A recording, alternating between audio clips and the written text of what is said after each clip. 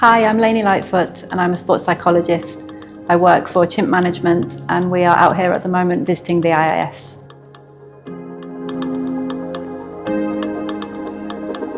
Yeah, it's really common, like you say, for athletes to start thinking about working on their mind when something's gone wrong, when there's already a problem.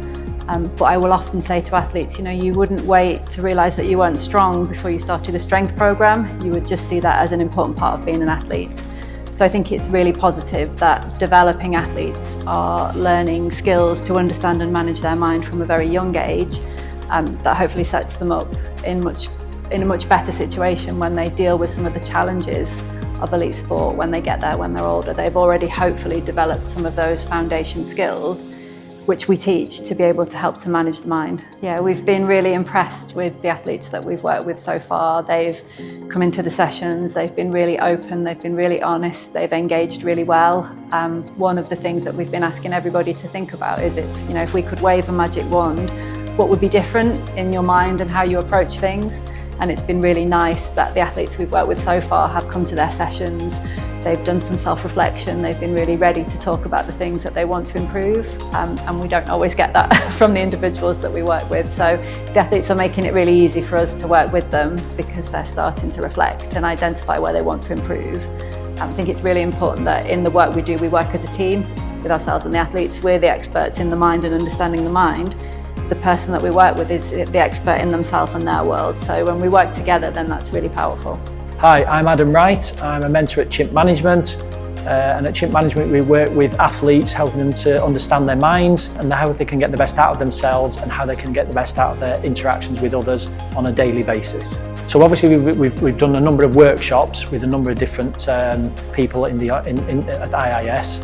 And we've also worked on a one-to-one basis as well. So the plans moving forward is we're going to have a number of visits over the next few months, and some of our colleagues will be coming out to again do some other workshops, helping them to further develop their understanding of how the mind can get in the way of us performing at our best, and what we can do to develop plans, what we call psychological plans, to help them to manage their minds more effectively so they can get the best out of themselves, so they can perform not only when they're training, but obviously more important when they're competing and when the pressure is on. So if you think about it, the mind is really important in helping us get the best out of ourselves.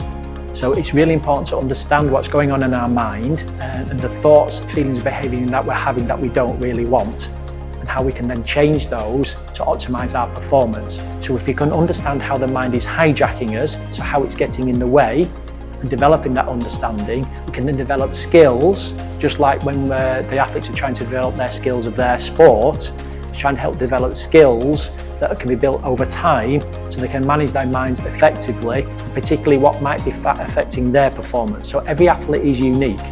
So there's no recipe that we can use with each athlete, with every athlete. We have to work with each athlete individually and try and find out the uniqueness of how their mind is operating and come up with the plans that are effective for them and resonate with them, and they like the approach in order to then develop that skill and spend time and effort doing that.